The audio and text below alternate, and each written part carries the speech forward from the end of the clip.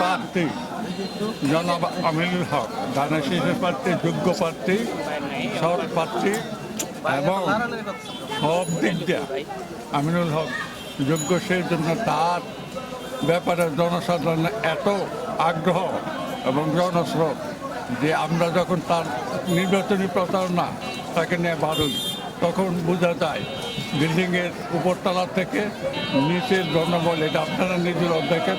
আল্লাহ রহমতে আমরা বিপুল ভোটে আমিনুল হককে ধানের শীষের পক্ষে বিজয়ী করে ঘরে ফিরবে ইনশাআল্লাহ।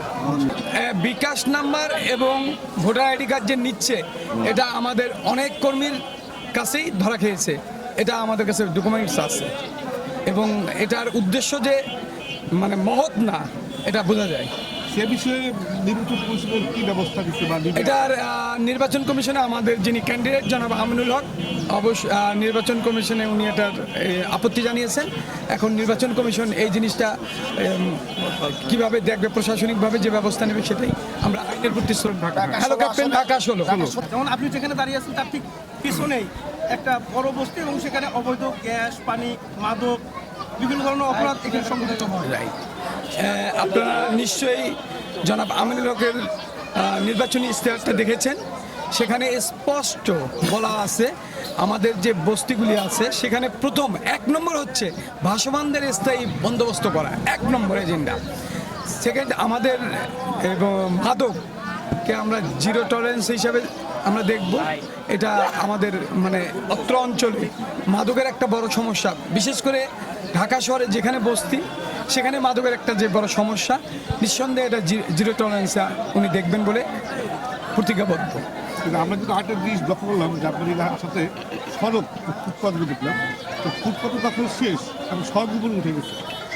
এই বিষয়ে আপনাদের কোনো? হ্যাঁ, এ বিষয়ে অবশ্যই জনাব আমিনুল হক ইতিমধ্যেই উনি কিছু ব্যবস্থা নিয়েছেন। আমরা যেখানে দাঁড়িয়ে আছি সেখান থেকে একটু সামনে গেলে হাতের বামে একটা বড় এলাকা আছে, মানে যেখানে কোনো ঘরবাড়ি নেই, যারা ফুটপাতে আছে তাদের ওখানে স্থায়ীভাবে বন্দোবস্ত করা হবে। তদ্রূপ রূপনগর 3 সেটাও সেম। 16 নম্বর উঠে দেখেছেন প্রচুর ফুটপাত আছে। আমাদের একটা পরিকল্পনা আছে যে আল্লাহ যদি আমাদেরকে নির্বাচিত করে, সরকার গঠন করার সৌভাগ্য হই আমরা, তৌফিক দেয়, তাহলে আমরা এই আমাদের 16 আসনের বিভিন্ন যেগুলি খালি জায়গা আছে ওখানে আমরা এদেরকে স্থায়ী বন্দোবস্ত করে দেবো। ওইগুলো কি কোনো অর্থ নেওয়া হবে কিনা? না, ওখানে কোনো অর্থের কোনো লেনদেন হবে না।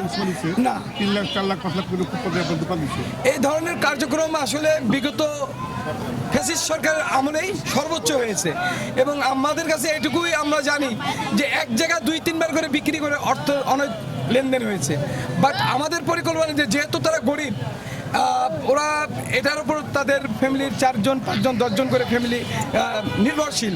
সেক্ষেত্রে আমরা এই বড় একটা গোষ্ঠীকে ওইভাবে আমরা করতে চাই না। আমরা চাই যাতে সাধারণ জনগণ যে সিটি কর্পোরেশনের নির্ধারিত রাস্তা ব্যবহার করুক এবং একটা স্থায়ী বন্দোবস্ত তাদের জন্য করা হোক। উনি একজন খেলোয়াড় এবং উনি মানবিক। আপনি 5ই আগস্টের পরে একটা জিনিস খেয়াল করেছেন, ওনার জন্য 16 আসন না, ঢাকা মহানগর উত্তর বিএনপির আহ্বায়ক উনি। পুরা উত্তর থেকে যত সমস্যা নিয়ে ওনার কাছে আসে, উনি সবচেয়ে বড় গুণ হচ্ছে উনি সকলের কথা মনোযোগ দিয়ে শোনেন এবং সমাধান করার চেষ্টা করেন। আমার পরিচয় হচ্ছে, আমার নাম জাহাঙ্গীর কবির জন। আমি অত্র অঞ্চলে ছাত্র রাজনীতি করেছি।